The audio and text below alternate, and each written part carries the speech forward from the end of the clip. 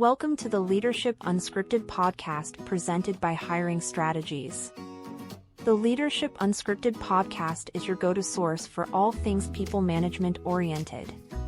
In each episode, we discuss industry trends, problems, and more importantly, offer solutions. We are so happy you could join us. Right now, somewhere in your company, a top performer is updating their resume. Not because anything dramatic happened. There was no blow up, no crisis, no offer from a competitor. They didn't even fight with anyone today. They're updating their resume because of the quiet stuff. The thank you that didn't come after they pulled off the impossible. The credit that went to someone else in the meeting. The promotion conversation that keeps getting rescheduled. The fact that you assume they know you appreciate them, so you stopped saying it. Here's the thing most leaders don't realize. Top performers don't quit companies. They quit feeling invisible. And by the time you notice, by the time their notice is on your desk, the decision has already been made. It was made weeks or months ago in 100 small moments that you didn't even know were happening. I'm Kim Leifson, and this is Leadership Unscripted, the podcast for leaders who are tired of doing the same things and getting the same disappointing results with their people.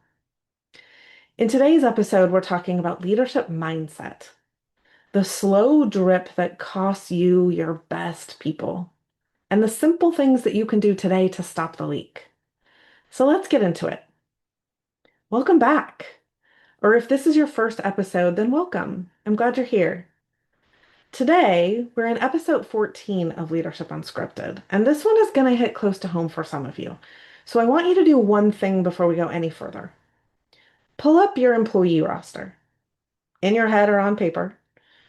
Picture your top performer, the person that you think of first when you think of who you couldn't lose right now.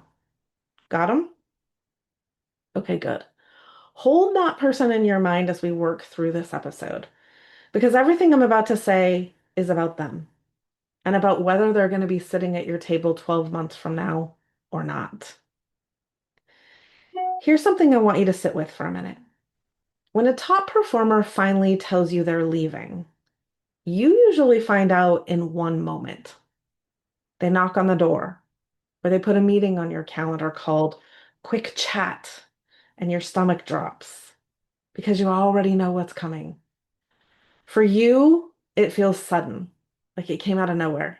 Like one day everything was fine and the next day they're walking out. But for them, it wasn't sudden at all. The decision was made weeks ago, maybe months, sometimes even years. What you're seeing in that conversation isn't the resignation. The resignation already happened. What you're seeing is the paperwork. A resignation isn't an event, it's a result. And the result was built up slowly in 100 small moments where they felt invisible, undervalued, or taken for granted. A meeting where you didn't acknowledge them. A project where you praised someone else for the work they did. A check-in you canceled twice. A win you didn't celebrate. A frustration that they tried to share that you didn't take seriously. And it's likely that you've been on the receiving end of this once or twice in your life. And it's likely that your boss didn't realize it either. None of those moments look like a resignation at the time. To you, they look like Tuesday. They look like a work day. But to them, each one was a data point. And here's the part that gets me. Most of the leaders I work with are good people. They're not jerks. They're not bullies. They genuinely care about their team. The problem is that decent intentions don't communicate themselves. If you care about your top performer and you never say it, they don't know. If you appreciate the late nights they pulled to save that launch and you never mention it specifically, then they don't know. If you've been quietly planning a bigger role for them 6 months from now and you've never told them, they don't know. What they know is what you do, not what you intend. And what they're doing in those quiet weeks before the resignation is collecting evidence. Evidence that they matter or evidence that they don't. evidence that there's a future here, or evidence that there's not, evidence that you see them, or evidence that you don't. You don't get to vote in the process. They do. So if you're sitting here thinking, I have a great relationship with my top performer, this doesn't apply to me. Let me be honest with you. That's exactly the assumption that kills the relationship. The leaders who hold on to their best people aren't the ones who assume the relationship is fine. They're the ones who treat it like a relationship that needs feeding every week on purpose. Sounds like a significant other relationship, doesn't it? If you don't feed it, it fades away. The leaders who assume, they're the ones writing counteroffers in the next 30 days. So let's get specific. I'm going to walk you through 5 behaviors that quietly erode trust with your top performers. None of these are dramatic. Some of them might even sound minor, but added up over months, they're the slow drip that I'm talking about. Behavior number 1, assuming they know they're appreciated. This is the most common one I see, and it's the one leaders defend the hardest. The version I typically hear is some variation of, they've been here 5 years, they know I value them. No, they don't. Here's what happens when an employee has been somewhere long enough. They stop being a new shiny thing. They become a fixture. And fixtures don't get praised. Fixtures get walked past. Your top performer didn't sign up to be a fixture. They signed up to do meaningful work for someone who notices. If you've stopped saying out loud in specific terms that you see what they're doing, they have nothing to go on. They're not assuming. You are. Number 2, praising the wrong things. When you only praise the showy wins, the big sale, the launch, the visible thing on the dashboard, you're telling everyone whose work is invisible that they don't count. Think about your operations person, your steady performer, the one who keeps things from breaking. Do they get praised? Or do you save your praise for the people who close the revenue and make the noise?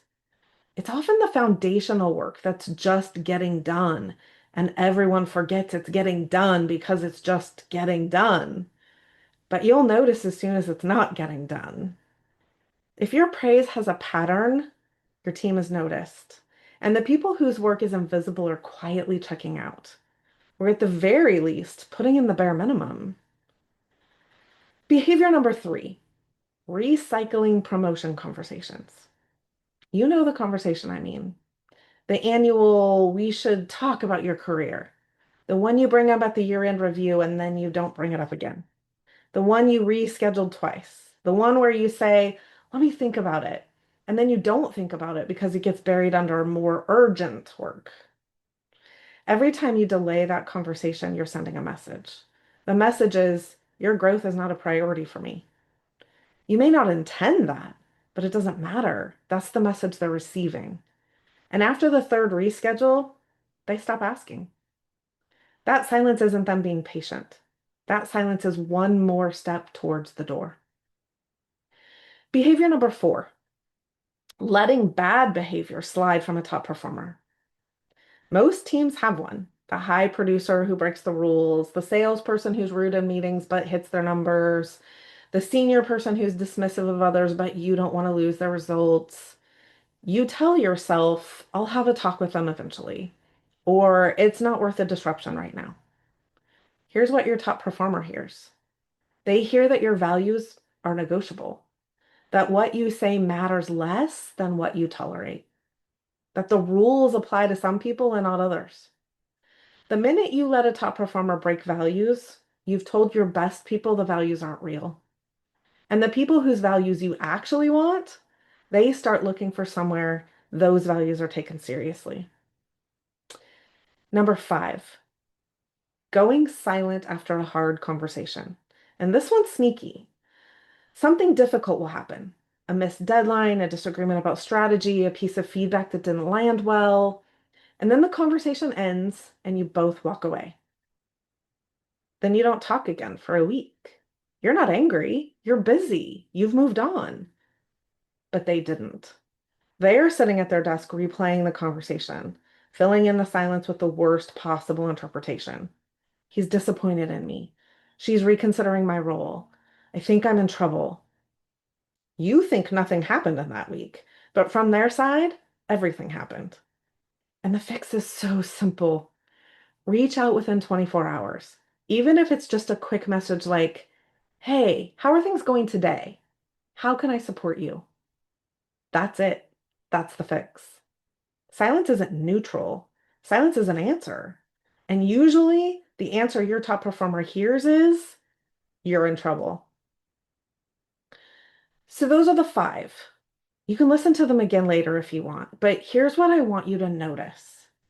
Not one of those behaviors required you to be a bad leader or means you are a bad leader. Every single one of them happens to leaders who genuinely care. That's what makes them so dangerous. Here's the thing I want you to take from this episode if you take nothing else. Top performers don't quit because of one thing. They quit because of an accumulation. You're not going to lose your best person because of one missed thank you. You're not going to lose them because you rescheduled one meeting. You're not going to lose them because of one moment of silence. You're going to lose them because over time, the moments add up. And most leaders aren't paying attention to the accumulation. They're paying attention to whether the work is getting done, whether they're paying the attention to the quarterly numbers. They're paying attention to the things that show up on a dashboard. Appreciation doesn't show up on a dashboard until it's gone. I want to tell you something about my dad. My dad worked 12 to 14 hours a day, 6 days a week for most of my childhood. He was committed. He showed up. He did the work. But his head and his heart weren't in it. He dreaded going to work every day. And watching him taught me something I didn't have words for at the time. It wasn't good for him, and it wasn't good for his employer either. Both of them were losing out. 10 years later, my first job out of college, I sat in a new hire orientation at the Frank Russell Company. The founder's grandson, George Russell, said something to me that changed the course of my career. He said, if you hire someone who is smarter than you and you take care of that employee, they will take care of your client, who in turn will take care of you. That's it. That's the whole game. The leaders who get this right aren't the ones doing more. They're doing the small things on purpose with attention. That's why one of my core values is give your full attention to the person in front of you. Not because it sounds nice on a website, because most leaders don't lose their top performers because they're bad. They lose them because they're busy. So the oh moment, the one I want you to sit with is this. Appreciation isn't a sentiment. It's a practice, a weekly, on-purpose practice. And if you're not practicing it, your top performer can feel that absence, even if you think they can't. Even if you think the relationship is fine, the relationship isn't fine. It's quietly draining. And by the time you notice it's drained, it's too late. Okay, enough diagnosing. Let's talk about what to actually do. I'm going to give you 3 things to do this week, not next quarter, not when you have time, this week. Number 1, send 3 specific thank yous. Not great job, not you're doing amazing. Specific. Specific means you name what they did, you name what it took, you name why it mattered. Here's a bad version. Thanks for crushing that project. You meant that. That's a real thank you. But here's the better, more impactful version. I want to thank you for the way you handled the client situation last Tuesday. I know they were difficult on the call, and I watched you stay calm and ask clarifying questions instead of getting defensive. That conversation could have gone sideways, and it didn't because of how you handled it. I noticed. Thank you. That second one takes 90 seconds to write, and it lands 100 times harder. 3 different people, 3 different messages this week. Don't wait for a Slack moment or a meeting. Send it. You can say it, but written on a piece of paper and handed to them lasts longer. They get to reread it. They get to share it with friends and family. They get to look at it again when they're having a bad day, and it just might be the fuel that they need to kick them into overdrive to get done what you need them to get done.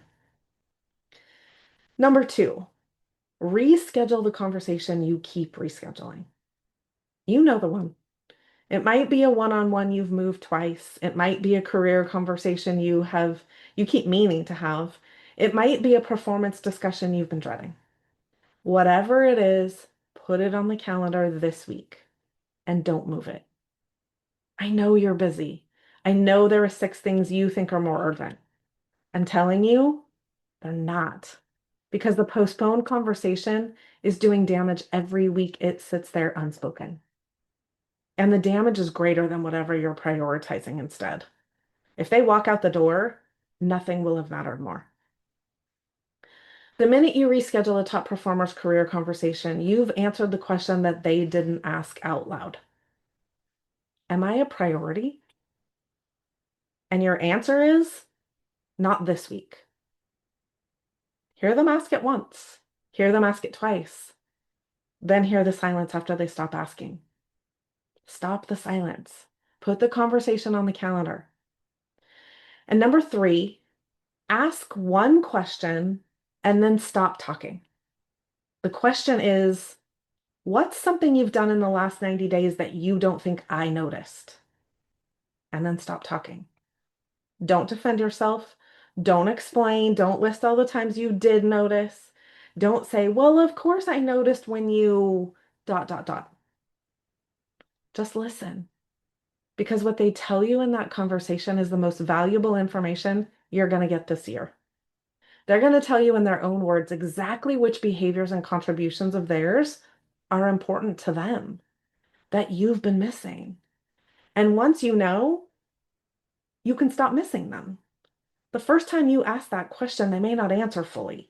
That's okay. They might say, oh, nothing really. Don't accept that. Sit with the silence. Ask again. Say, I really want to know, even one thing. You'll be surprised what comes out. Now, here's the reality. These 3 things aren't hard to do. They are, however, hard to remember to do every week when you're running a business. And that's the trick. Most leaders I know would do all 3 of these in a heartbeat if they remembered. They just don't remember because the urgent stuff drowns out the important stuff. So put it on your calendar. Make it a Monday morning ritual. Better yet, start off their weekend positively with a Friday afternoon ritual. Pick a recurring time and protect it. 3 thank yous, 1 rescheduled conversation, 1 question every week. Do that for 90 days and your team's going to look very different in a good way. And watch other leaders notice and start doing what you're doing. Wow, the exponential impact. So here's where I want to leave you.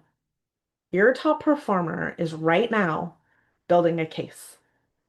Either the case that this is where they want to be a year from now, or the case that it isn't.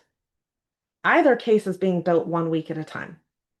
You don't get to write the case for them, but you do get to give them evidence. The 5 behaviors we went through are how you build the wrong case. The 3 actions are how you start building the right one. The leaders who keep their best people aren't the ones with the biggest salaries or the fanciest perks. They're the ones who pay attention on purpose every week. That's it.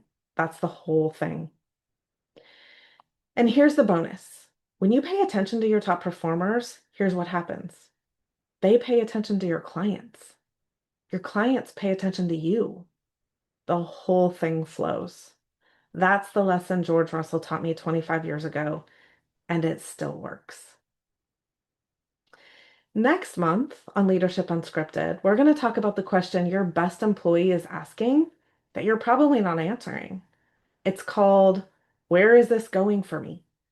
We touched on it a bit today. And the silence you're giving in response is louder than you think. In the meantime, do the 3 things this week. 3 thank yous, 1 rescheduled conversation, 1 question.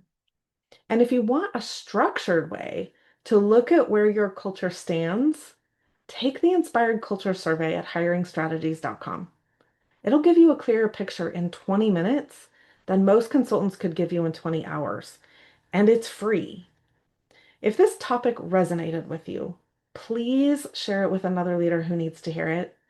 And don't forget to subscribe wherever you listen so that the next episode finds you. I'm Kim Leifson. This is Leadership Unscripted. Thank you for listening.